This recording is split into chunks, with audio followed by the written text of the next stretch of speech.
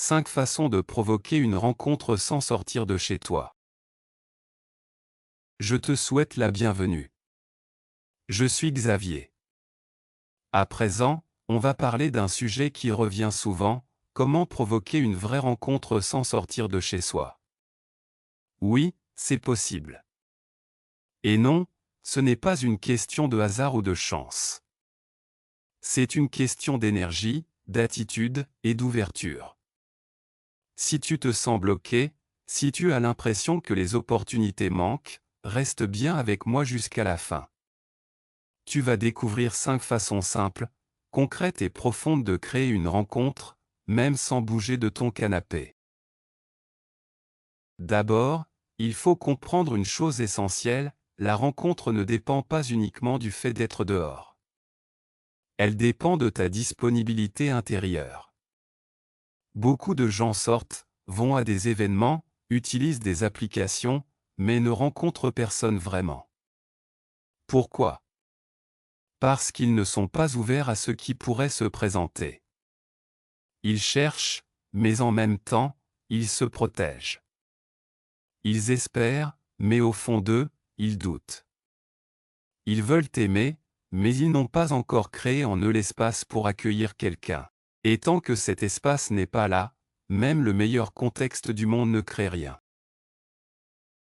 Alors, la première façon de provoquer une rencontre sans sortir, c'est de travailler ton énergie intérieure.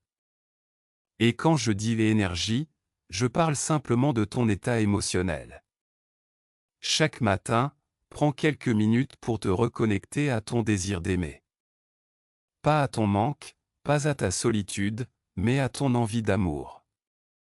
Ferme les yeux, respire profondément, et imagine ce que tu aimerais ressentir si tu étais déjà dans une belle relation. Douceur, complicité, joie, légèreté. Fais monter cette sensation en toi. C'est ce qu'on appelle la cohérence émotionnelle. Quand tu vibres l'amour, tu attires l'amour, peu importe où tu es physiquement. Et crois-moi, cette vibration se ressent, même à distance. La deuxième façon, c'est d'utiliser le pouvoir de la communication digitale, mais d'une manière consciente. Il ne s'agit pas simplement d'installer une application et d'espérer tomber sur la bonne personne. Il s'agit d'y être présent avec sincérité. Si tu es sur un site ou une application, regarde ton profil, est-ce qu'il reflète vraiment qui tu es? Ou est-ce qu'il cherche à plaire? La différence est énorme. Mais une photo qui te ressemble, pas une photo parfaite.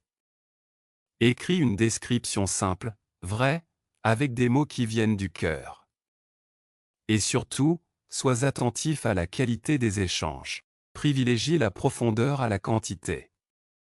Une seule vraie conversation peut parfois valoir des dizaines de discussions superficielles. La troisième façon de provoquer une rencontre sans sortir, c'est de faire de la place dans ta vie. Beaucoup de gens disent vouloir aimer, mais leur quotidien ne laisse aucun espace pour quelqu'un d'autre. Leur emploi du temps est saturé, leur maison encombrée, leur esprit plein de préoccupations. L'amour a besoin d'un peu de vide pour s'installer. Alors regarde autour de toi, y a-t-il un espace symbolique pour accueillir quelqu'un? Un coin de ta maison que tu pourrais désencombrer? Un moment de ta journée que tu pourrais libérer? Parfois, le simple fait de ranger, de jeter, ou de réorganiser crée un mouvement intérieur. Et ce mouvement attire de nouvelles choses. La quatrième façon, c'est de nourrir tes passions et tes curiosités, même depuis chez toi. L'amour arrive souvent quand on est vivant, engagé, inspiré. Quand tu fais quelque chose qui te passionne, tu rayonnes naturellement. Et ce rayonnement attire. Aujourd'hui, il existe 1000 façons de partager ce que tu aimes sans sortir, des communautés en ligne, des forums, des groupes, des ateliers virtuels, des projets collaboratifs. Ne sous-estime pas la puissance d'un lien créé autour d'un intérêt commun. Parfois, une simple discussion autour d'un sujet qui te tient à cœur peut devenir une rencontre inattendue. Et la cinquième façon, peut-être la plus importante, c'est de changer ton rapport à la patience. Quand on cherche l'amour, on veut souvent que ça arrive vite. Mais la précipitation bloque le processus. Elle crée de la tension, du désespoir, et une énergie de manque. Ce que je te propose, c'est d'entrer dans une confiance tranquille. Dis-toi, l'amour viendra au bon moment. Je n'ai rien à forcer. Cette attitude crée un espace intérieur apaisé, où la rencontre peut se manifester naturellement. Tu n'as pas besoin de courir après l'amour. Tu as juste besoin de te rendre disponible, ici et maintenant. Et puis, il y a une vérité que beaucoup oublient, tu n'as pas besoin d'être dehors pour être visible. Tu es visible dès que ton énergie change. Dès que tu vibres autrement, la vie trouve toujours un moyen de te connecter à quelqu'un.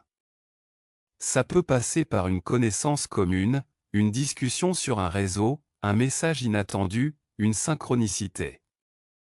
L'univers n'a pas besoin que tu sois dans la rue pour te faire rencontrer quelqu'un. Il a juste besoin que tu sois prêt. Mais attention, être prêt ne veut pas dire être parfait. Ça veut dire être authentique. Être prêt, c'est savoir ce que tu veux, mais aussi ce que tu ne veux plus.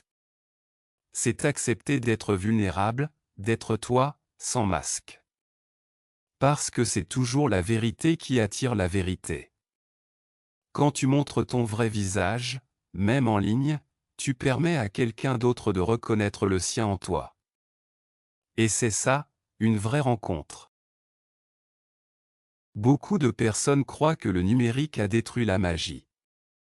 Moi, je pense qu'il l'a transformée. Aujourd'hui, les relations peuvent naître de mots, de voix, de regards échangés à travers un écran, et se renforcer dans le temps. L'important, ce n'est pas le lieu, c'est la qualité de présence. Si tu es sincère, attentif, et bienveillant, tu peux créer une vraie connexion, même à distance. Mais il faut aussi se rappeler que tout commence par toi. Si tu veux rencontrer quelqu'un, commence par te rencontrer toi-même. Apprends à apprécier ta compagnie, à nourrir ton monde intérieur. Parce que l'amour n'est pas une solution à la solitude, c'est une extension de ton épanouissement. Plus tu es bien avec toi, plus tu attires quelqu'un qui résonne avec ce bien-être. Alors, résumons ces 5 façons. Travaille ton énergie intérieure, en te connectant à ton désir d'aimer. Sois authentique dans ta communication digitale. Fais de la place dans ta vie, physiquement et symboliquement. Nourris tes passions, même depuis chez toi. Entre dans une patience confiante, sans précipitation. Ces 5 points ne sont pas des stratégies à appliquer mécaniquement. Ce sont des attitudes à incarner. Et quand tu les vis sincèrement, les rencontres deviennent inévitables. Parce que la vie te renvoie toujours l'énergie que tu émets. Si tu veux me parler de ta situation, tu trouveras un lien dans la description pour me joindre directement. Tu pourras m'écrire, me raconter où tu en es, et je te répondrai personnellement. Parfois, il suffit d'un échange pour voir plus clair, pour débloquer une peur, ou pour comprendre ce qui empêche une ouverture. Je sais que chercher l'amour peut parfois être décourageant, surtout quand on se sent seul. Mais n'oublie pas, ce n'est pas parce que tu es chez toi que rien ne se passe. Tout commence à l'intérieur. Et quand ton intérieur change, le monde extérieur s'aligne. Fais confiance à ce processus. Sois patient, reste vrai, et continue d'envoyer cette intention d'amour autour de toi. Parce que l'amour finit toujours par trouver la porte qu'on lui laisse ouverte. Merci et à bientôt.